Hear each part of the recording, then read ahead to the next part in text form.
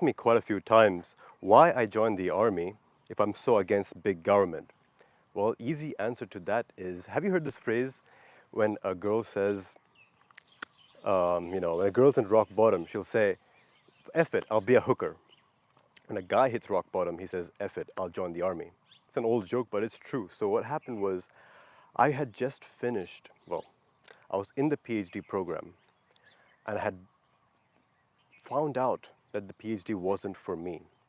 And this was very disappointing to my parents. I had disappointed my parents twice in a row. So what happened was during my PhD program, I realized that what I was doing it for was for that steady paycheck and for the status that it conveyed. If you were a university professor, you would have status, you'll have a steady paycheck. I would have made my parents proud. If you know anything about Asian parenting, it's a lot of comparisons. Like, oh, your kid did this. My kid actually did this. My kid works in Microsoft. My kid works in Amazon. And when I told my parents, like, I didn't want to be a professor, I didn't want to do a science job, that was a second blow to them. The first time I was like, I don't want to be an engineer. Second time I was like, I don't even want to be a scientist. And I dropped out of the PhD program. And what I found was I didn't know what to do. I was looking for brotherhood. I was looking for meaning. I was looking for purpose. I wanted to belong to something greater. I wanted to have a greater purpose. And I looked at the options that I had. I was like, soldiers get a lot of respect. They're not the highest paid, but they get a lot of respect. They get a lot of status. And I always loved the idea of soldiery because I'm very much into military history. I was like, I could do this. I'm physically strong enough to be a soldier. I can surely crack the code. And I signed up. I enlisted. And you know what? It actually worked. That's the thing. For the first 3 months of training, I loved it. I genuinely enjoyed basic training, which is a weird thing to say for anybody who has been through that. I genuinely enjoyed the first 3 months because I actually had status. I had status because I was one of the older guys in my platoon. And a platoon is 50 soldiers, more or less. I had status in my platoon. And I had status because I was a little bit older. I had more, real world experience as it was. And I kind of knew what was going on. And I was like a solid, 4 years older. So of course I had a bit of respect, right? Even the drills, like the drill sergeants, even they treated me a little bit differently than the average 17-year-old, 18-year-old who was trying to enlist. And I let it get into my head. I wanted to be a leader, and I was. I was actually good at that job. I was able to control and command and lead from the front. And I remember this with extreme detail. There was a obstacle course. So, of course, there was an obstacle course, right? So they divided the platoon into two halves. And the side of them who got me, they rejoiced.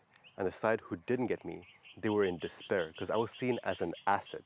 Literally, the guys wanted my presence there, not because I was the fastest or strongest or biggest or the meanest, but because they knew that I could lead them to victory, and I did.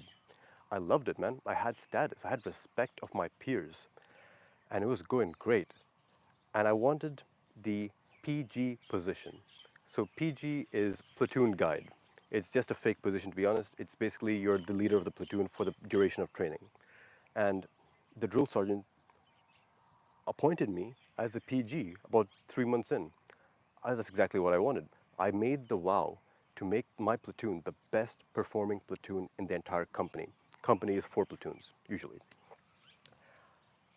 And on the same day that I got appointed PG, platoon guide, I was fired from the job for the stupidest reason. I don't remember what it was. I think like my flag patch was like slightly crooked or something stupid like that. And I was fired from the position that I had worked so hard to get and I had so many big dreams for.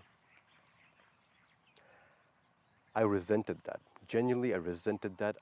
I hated the arbitrariness of the army so much. And, that wore off after a couple of days, but I had to look at the army's training protocol in more detail. And I realized it was a terrible protocol. The army does not want warriors, doesn't want to train knights, doesn't want to train leaders. Because if you wanted that kind of system, what you would do is you would have a carrot and stick type system, right? You would incentivize good behavior and you would punish bad behavior. And that's not what happens in army basic training. What happens is arbitrary punishment. You do the right thing, you get punished. You do the wrong thing, you get punished. You don't do anything, you get punished. You try to put your best foot forward, you get punished. There is no rhyme or reason, it's just the whims of the drill sergeant who's in charge on that day. And I realized this is not a mistake, this is by design. This is not a bug in the system, this is the feature. Because the US doesn't want warriors, they want peasant soldiers. They want mindless servitors who would just do their bidding and fight banker wars and bleed for the Saudis. They don't want the soldiers to think for themselves. They don't want to have incentives for self improvement. They just want punishment given arbitrarily to break the mind down such that it's just mindless obedience. That's what they really want. And I realized this. I was like, God damn it, I signed a contract. Now I'm stuck in this. And, I had joined the army for many good reasons, but I had joined it also for the sense of duty, brotherhood, masculinity, and truly a bit of status. And I didn't have any of those things. I was like, did I just make the worst mistake of my life? But it wasn't all bad. It wasn't all bad. It's because of this. Had these little notebooks, not exactly this one, but it looked kind of like that. It's these waterproof notebooks called Write in the Rain notebooks. Anybody in the military knows exactly what I'm talking about. These are notebooks which are waterproof, so you can write in them even if it's great, like pouring outside. So these little notebooks, I carried them everywhere I went. And if you know anything about the military, there's this concept called hurry up and wait. The idea is, man, it's annoying as hell. The idea is there's periods of intense activity where it's go, go, go. There's periods of absolute boredom where you're given no commands and you don't know what to do, you're just sitting there. Most people wasted that time, but not me.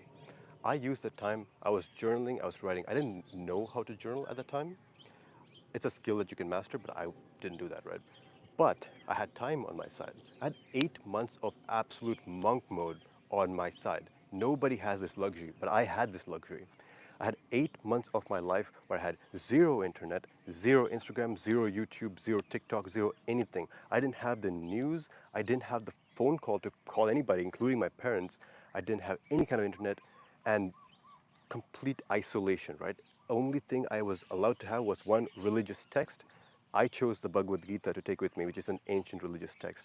And of course, other guys had Bibles. I borrowed their Bible. There's some guys with Quran. I borrowed the Quran as well.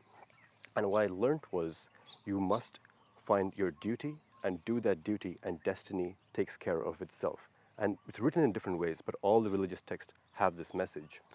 I was like, okay, fine, that's well and good, but how do you find your duty? How do you find your purpose? And that brings us to the topic of today, the LSD method, which I shall instruct to you, which is the literal method which I used while in training to figure out my purpose. And really, when I came back out of training, that was my comeback. Till then I was stalled. I did my engineering degree, didn't go anywhere. I didn't want to be an engineer. Started my bio PhD actually, and that didn't go anywhere. Got a master's, and you can't do really anything with a bio master's. Bio PhD is prestigious, right? But bio masters, like you can be a community college professor. What is that? Shit pay, no status. Who wants that, right? Wasn't my thing. So until that point, it was just a bunch of false starts and stops and failures. I'll call them that. I'll call them failures. But not after that, after I got done with training, it was a different life. And I'm going to show you this exact method, find your purpose, find your duty. After that, you cannot fail. Because even if you're failing at your duty, but you're making the attempt, that's still a success. It's only a failure when you're doing the wrong thing. Even if you do the wrong thing well, it's still the wrong thing. So what happened exactly in my story? So I was in basic training. I was, disappointed in my ability to be a leader. I was kicked out of that position. And I had to be sat there contemplating what to do, how to improve, because I knew that if I at the end of basic training, I didn't have a vision for myself, then I would be in the same exact position as before I joined. No vision, no direction, nothing. So I started journaling with a specific intent of making my vision, my dream future. That's how I came up with that 9F framework. So you might have seen that video. The 9F framework is the best vision framework to create a high definition image of what you want the future to look like, such that you actually achieve it. So if you haven't watched that video, it's a requirement. Go and check out the 9F framework video. It's entitled, I don't know, I'll put in the description, right? So it's basically a video which paints the picture of what you want your life to look like. And after doing that framework, I was like, army's never going to get me there. It's not. Army's not about freedom and time freedom, travel freedom. It's not about abundance of money. It's about obedience. And that wasn't me. So I realized my path was going to be different. I had to do something different. I wanted to create something, create products, sell useful products, and make a difference in people's lives. I realized this, but I didn't really know how to do it. But that's a good thing about this method is you don't have to be perfect in finding your duty and your purpose. You could be kind of right, and you can course correct to eventually find that thing which is correct, perfect for you. So once I got done with basic training, I created my first business. It's not this business, and I'll talk about that later. I'll give you first the actionable step, the straight up, exact actionable steps, and the protocol, which is the LSD method. So this is a 3-week framework, all right? L is week 1, S week 2, and D is week 3. L stands for listen. So who are you listening to? You are listening for divine inspiration. You are listening for divine inspiration. But the problem is your mind is blocked. Your mind is blocked by conditioning. And there are 3 kinds of conditioning. The first is parental conditioning. I've talked about this a little bit before. My parents' vision for me was to be an engineer. Their vision was so powerful and so real in their hearts and minds that I absorbed it. I didn't even think twice. I didn't have to. But it wasn't the vision for me. It wasn't the vision for me. So at some point, I had to have that difficult conversation, be like, hey, mom, I don't want to do this. This is not my thing. Hey, dad, I can't. I don't want to. This is not my destiny. And I want you to have this difficult conversation, especially if you are from any kind of Asian household. You probably have a strong bit of parental conditioning. I want you to have the difficult conversation before you have to have it, right? At some point, you're going to break and you're going to be like, I need to have the conversation right now. Don't wait for that. Go and have that conversation as soon as you can to chart your path for the future. Tell them that their vision for you is not your vision for you and that you have to go your own way. The second kind of conditioning is social conditioning. And what's going on here is depending on your race or gender, there are expectations placed on you. If you are brown, they expect you to work in like Microsoft or Amazon, Google, or if you're lower income, gas station, right? Gas station is the common stereotype. Or they have other expectations. If you are white, they'll say you're privileged. Anything you achieve is because of systemic injustices on other races. You're privileged. If you're black, they'll say, oh, you poor oppressed soul. We have to coddle you and we have to give you all this free stuff. That's the only way you're going to succeed. There's no opportunity for you. If you're a woman, they'll say, hey, you have to be a girl boss. You have to make 6 figures. If you want to be a mom, you're being oppressed. You're being brainwashed by your husband. Imagine you're a woman, all right? You're a girl. And in your heart, you want to have kids. You want to be a wife. If you try to do that, you'll be ridiculed for that. And I have a lot of compassion for women in our society. All these stupid podcasts try to antagonize men versus women. Women are sluts and men are this, and that's not true. Most women have a duty and a purpose just like you and I. But they're even more brainwashed, even more societally conditioned than we are. It's actually harder for them to find their purpose than it is for us. So I have a deep well of empathy for all women, either in my life or just strangers. I encourage you to see it from their point of view as well. At least for us as men, you know, money, status, property, that's what society wants us to get, and that's kind of what we want anyway. So at least there's some parallels. For women, it's the opposite. What they truly want and what society wants them to want are going in opposite directions. It's worse for them than it is for us. That's 2 kinds of conditioning.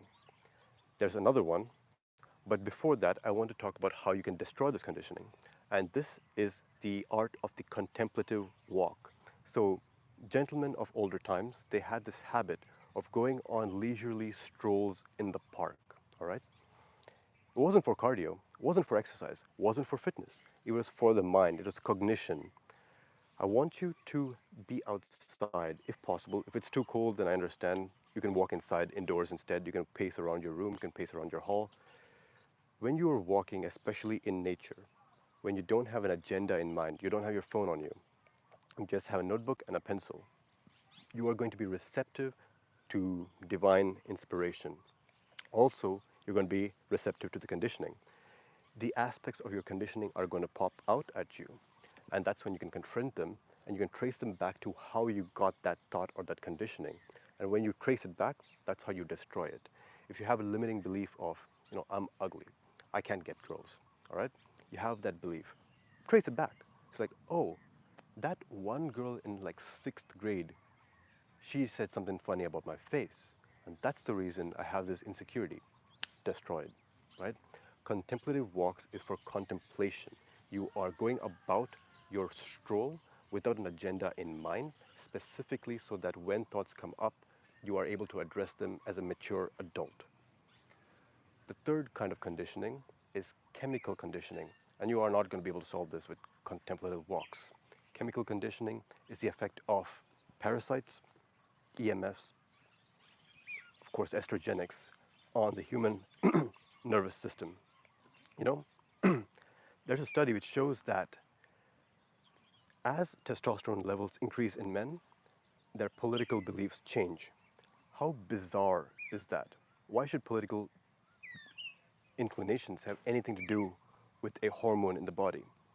What's going on over there is the way your hormones interact with your brain determines your big five personality traits. And your big five personality traits have a huge impact on what your self perception is. And that has a huge impact on what your political leaning is, but also just in general what you think you're going to be successful at. So now that's a big topic unto itself, like how do you avoid estrogenics and everything. So I will keep that topic aside for a later lecture, but just make sure you're cognizant of that aspect. Once you do that, that's the week one. That's the homework for week one, basically. And then you go on to week two, which is search. So when you're in the search phase, which is week two, you are going to actively be plumbing the depths of your mind to find out your core memories. I want you to ask the question, when you were left unsupervised as a kid, what is it that you spent your time on? For me, answer is easy. Reading. I loved reading, man. I loved stories. I loved learning new words. I enjoyed the art of reading. I would read anything, science, history. I wouldn't even understand it half the time, right? I was a kid. But I would read it for the pleasure of reading. And different kids have different inclinations. Some love to draw. Some love music. Some like to run around for no goddamn reason. They just like to run. The reason I bring that up is because I'm going to share with you the five types, six types of intelligence. And you're going to be able to relate your core memories as a child with what kind of intelligence you have. And that's going to give you a hint as to what your duty might be. The five kinds of intelligence, first one is linguistic or word based intelligence. That's me. I have a word based intelligence. I am good with words, either speaking them or writing them, reading them. That's my thing. And an example of a duty for people with a linguistic intelligence would be something like I want to write life changing essays which improve people's soul. An example of somebody in the public domain who has a linguistic based intelligence is Jordan Peterson. Very good with words. Another type of intelligence is logical and mathematical reasoning. This, I have it to some extent, but it's not really my main form of intelligence. So, logical and mathematical reasoning, an example of a duty for this kind of person would be I want to solve challenging mathematical problems to improve the advancement of science and technology. That could be a possible duty for that kind of person. Example of somebody in the public space doing this, Ben Shapiro, to be honest. I don't like him. I don't like his message. I think he's, regardless. He is good at logic, though. He's very good at taking an argument, breaking down into component parts, and disproving them. That's his whole thing. So that's an example of a logical or mathematical reasoning. Another type of intelligence is musical. And for example, we have people whose duty is to improve the human soul or elevate the human soul using music. These are people who get melody, tune, harmony. This is not me at all. Like I'm not that skilled at music, can't keep a beat for to save my life, right? It's not my thing, but it might be for you. Another type of intelligence is spatial, visual and spatial. Visual spatial intelligence is basically when you can take a 3D object and you can manipulate it in 3D space. An application of this is like fighter pilots. When a fighter pilot is flying this plane, he needs to have a three-dimensional understanding of the space, otherwise he's going to get killed. That is one example. Jocko Willink has extreme spatial intelligence. He was a Navy SEAL operator, right? So you need to know, where your fire team is in real time in 3D space. That's visual intelligence. So find out which kind of intelligence you have, and that's going to give you a hint as to what kind of duty you might be given. Because everybody has a different type of intelligence, and they're uniquely suited to doing one job better than everybody else. To find that, it's helpful to know what kind of intelligence you do have. All right, so that's your search phase. Once you've destroyed your conditioning, you're going to go and search for your duty, your meaning in life, and that's your week 2 main task. Once you are done with that, you're going to go on to week 3. And of course, I forgot to mention one of the most important types of intelligence is social intelligence. And a great example of this is Hamza.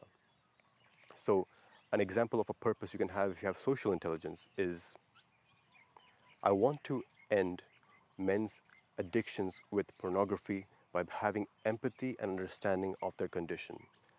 Hamza has this. And even though it may not seem like the most monetizable form of intelligence, clearly it hasn't stopped him. So any kind of intelligence that you have can lead to amazing results so long as you give it the chance and you actually apply yourself to your duty. Apply yourself to your duty and destiny takes care of itself. Then we move on to the third week, which is do. So you found what potential purpose you could have. You have to actually execute it for a week to get feedback from real life. So here's the thing. If you're 18 to 25, man, you're young, bro. You're in the search phase. Like your job in life is to find out what your job in life is. Your purpose is to find your purpose. 18 to 25, don't sweat it. Be receptive, be understanding that you are going to find your purpose and you are going to solve this problem for yourself. All right? So don't be stressed. Allow inspiration to find you. When you're in the do phase, you are actually taking action. If you've chosen entrepreneurship of any kind to be your vocation, that's what you want to do. Cool. If you have chosen entrepreneurship, solve a problem that you have in real life. Could be something dumb. The first business I started was a robe business. You know how like Hamza wears bathrobes, right? So this was before Hamza. My first business, so the problem which I was having was I would like wearing robes in winter. I thought they were really cozy, very comfortable, enjoyed them, right?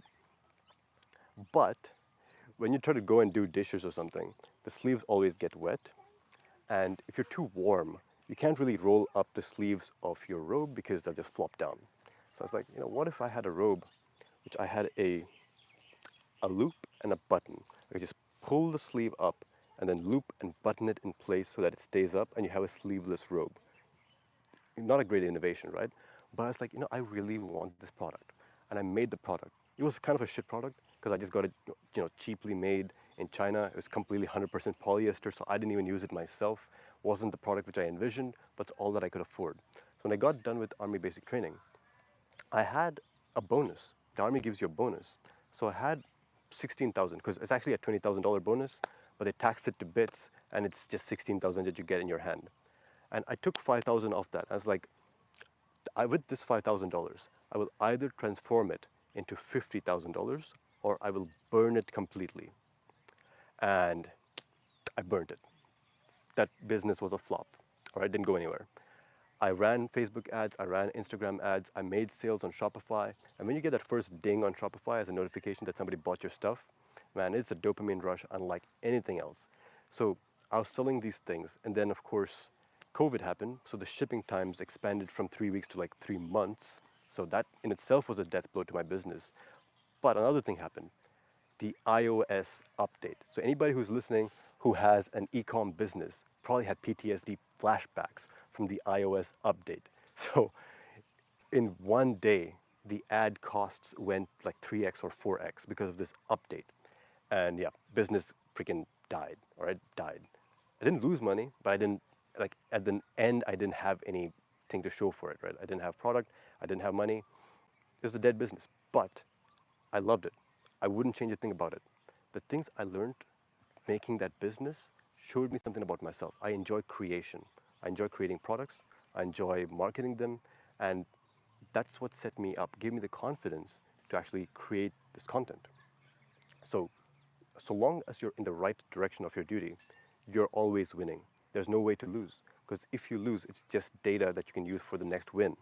So that's why finding your purpose is that important. You stop losing once you find it. Then, of course, I started the YouTube channel. KCC, which is my private community, launched to $30,000 in profit in the first month of its creation. So all that came from those difficult months in Army basic training. You don't have to join the Army in order to find your purpose. I've given you the exact system which I had to learn through that challenge, through that struggle, through being in the wrong place, the wrong time, with those struggles which I had to deal with. You don't have to do any of that. I'm giving you the wisdom free of cost. But even so, once you complete these 3 weeks of finding your purpose, you have begun to execute. That's week 3. You've begun to execute on what you think your purpose is. So in your search phase, you might come up with 2 or 3 things which you think is your purpose. In week 3, you choose one of them and proceed with it.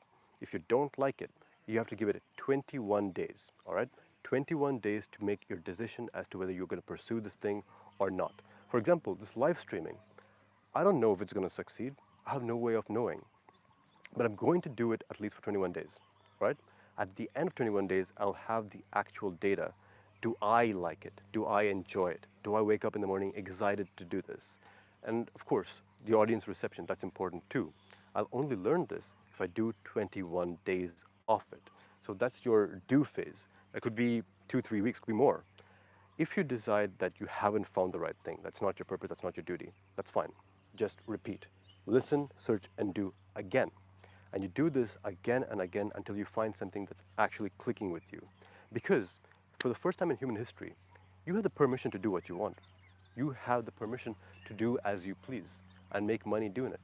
So if your talent, your duty, your mission was to prepare the best food ever, you want to be a cook, you want to be a chef, you want to be an artist in the realm of culinary cuisine, you don't have to go to culinary school. You don't. You can make a business around making food from the comfort of your home. TikTok, Instagram, or blogs. There's a million ways to monetize your talents from home if you so choose. All right, that's you have the freedom. In most of human history, you couldn't really do what you wanted because if you didn't work in the factory, like your family would starve. Right? It's not the case anymore. You have a limited window of unlimited opportunity, which you must use at present. Today is the 31st of January in Hawaii. It's the starting of the year. 2024 is about to begin. You have 365 days in that year. Well, actually, 366, I believe, because it's a leap year. You have 12 months in that year.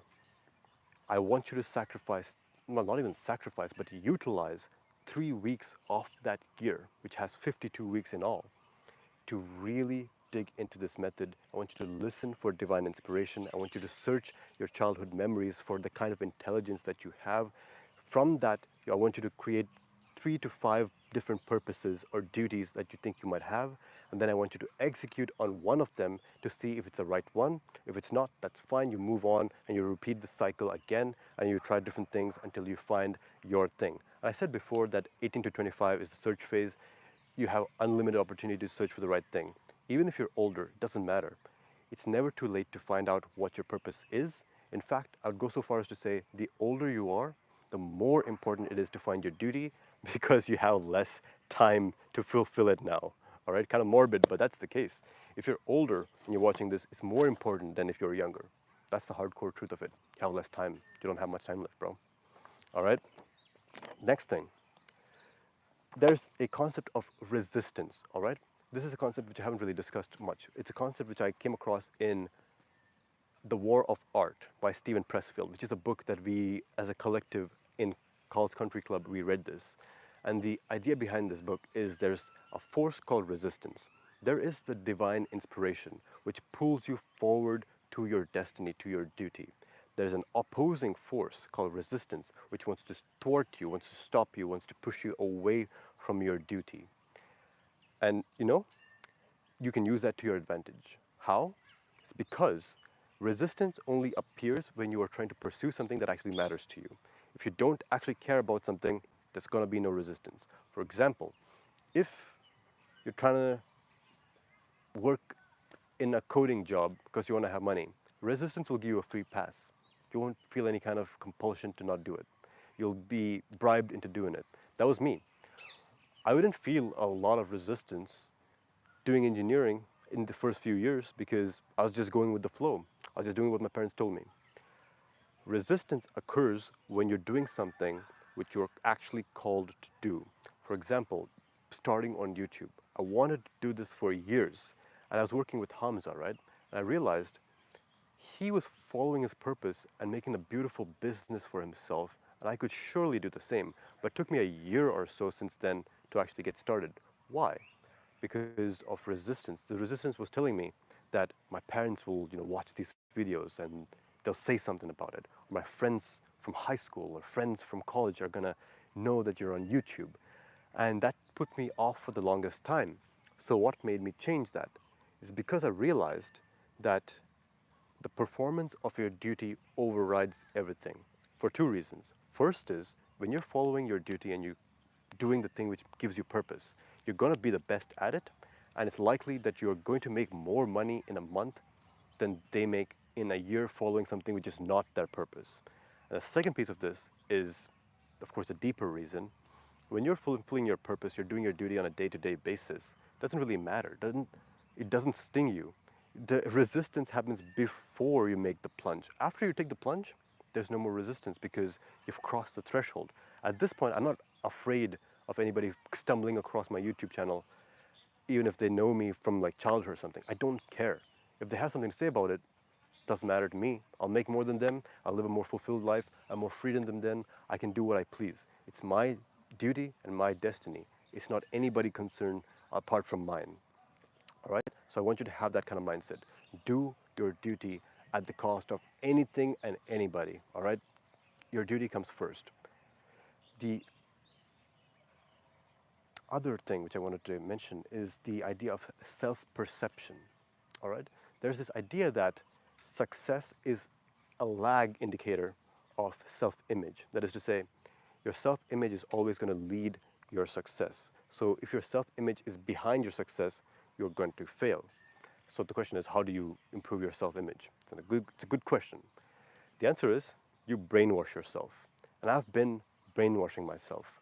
I've been reading this book called Psycho-Cybernetics, and I've been incorporating those techniques into my daily life in order to be able to do this very live lecture. I've also used the method of mind rehearsals to try to do these things. So I had this limiting belief that I needed editing, right? I needed editing. I needed to make a couple edits before the video is worth watching. And I had this limiting belief that I would have to say a sentence 3 or 4 times to get it right, and then chop out all the bad takes, and then I would have a good video. But when you're on live call like this, you don't have that luxury.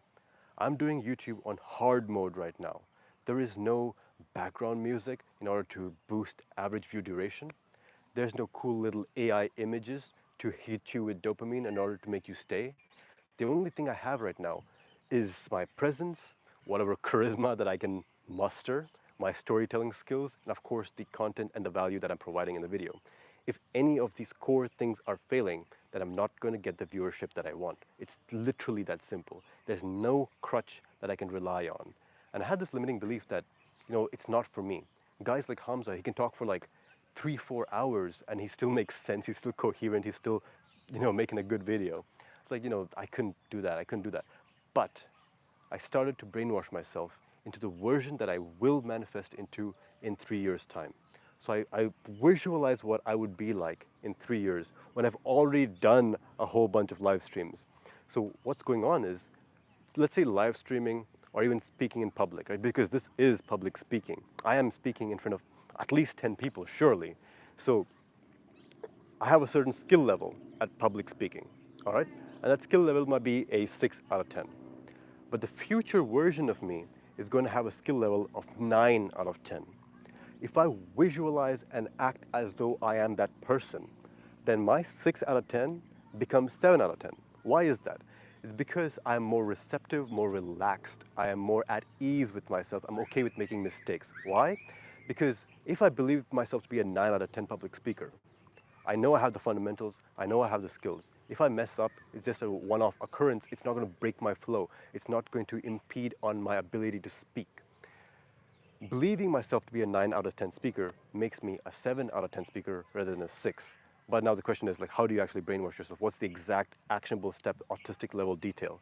And that is going to be the topic of tomorrow's video. I'm going to make a video tomorrow, exactly same time. It's going to be live streamed. It's also going to be available as a recording of how to brainwash yourself for success in 2024. So here's the thing. I'm aware that I'm making mistakes in this call, which is fine. I'm 100% okay with it. It's literally my second attempt. I'm not going to give myself a hard time about it because I feel like, or I am embodying the spirit of a 9 out of 10 speaker. A 9 out of 10 speaker isn't thrown off by a one word misspoken or one story which didn't hit the point as hard as it should. Doesn't matter. 9 out of 10 speaker has that kind of confidence. So tomorrow I'm going to teach you how to brainwash yourself for success. Of course, it doesn't have to be public speaking. It could be literally anything. I don't know, playing the guitar, talking to women. So brainwashing yourself is the elite technique on how to talk to women without these thoughts, these nagging thoughts which sabotage you. But of course, that's tomorrow's topic. So let's not get into it too deeply today. Today I have homework for you. So you think these lectures are free? No, sir. I demand a fee. I demand a fee for these lectures. That fee is the homework which I'm going to give you right now. I want you to go for a contemplative walk, like I described earlier in this lecture. I want you to go for a contemplative walk. Ideally, it's outdoors, but of course, not everybody has the luxury of living in beautiful Hawaii like I do. So I understand it may not be possible, but go for a walk inside your own room. Literally pace in your own room. And I want you to have zero distractions, no phone, no internet, your computer switched off, your phone switched off. You have something to write with, you have your pencil and your paper, and you're going to write down any thoughts which come to you. If they're negative thoughts, they're limiting beliefs, I want you to trace back where they came from so that you can destroy them. And if you feel the divine inspiration, then that is a blessing. Take it seriously. Write down that feeling of divine inspiration. You might just get an idea, just out of the blue, like a lightning bolt. It's just going to shock you. It's going to be like, damn, that's a good idea. I can do that. I can succeed at that. Write that down as well. I want you to do that homework, and this is what you're going to report to me. If you're in College Country Club, you've already joined, you've already paid your member, right? I know you. In that case, I want you to go to the challenges section and write down what your thought was. Could be a negative thought that you destroyed, or it could be a positive thought from divine inspiration. I want you to write it down. I'll come in there, give you feedback if it's relevant, all right? If you are not in my private community, it's fine. Do the same exact homework, but in the comment section when I upload this live stream as a recording. That is your homework for today. Tomorrow's lecture is going to be how to brainwash yourself for success in 2024. And if you missed yesterday's lecture, that was a lecture on how to master any skill. I have a system called the Magic Hourglass Method that teaches you how to master literally anything. So once you have your purpose, good. How do you actually get good at that purpose, right? For that content, yesterday's lecture, I'll have the tile pop up for that. Tomorrow's lecture is how to brainwash yourself. So the idea behind these lecture videos is basically to give you a tool set, a toolkit of success in general, right? I'll of course go doing lectures on health. I'll do stuff on supplements. I'll do stuff on nutrition as well. But all that is peripheral to the core importance of duty and purpose. So I'm going to go grab my camera, I'm going to flip it around, I'm going to look at your questions and see if I can't answer them for the next 5 minutes, and then we'll close out for today. Appreciate your time, and I will see you tomorrow.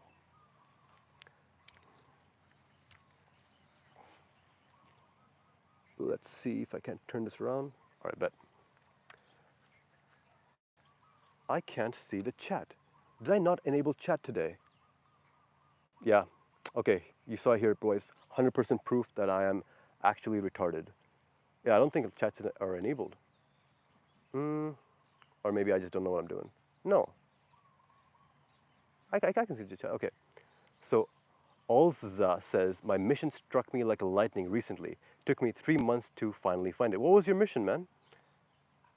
You can't just leave us like that. Bernie Sandals says, will you be bringing back cooking tutorials? I will, but likely on my second channel. So immediately after this lecture is given, right, I'm going to jump onto my second channel and I'm going to work out. I'm going to do it on live stream so that my intensity is held accountable. And I will also be doing cooking and other stuff like that on live chat. All right? So that's the answer for that.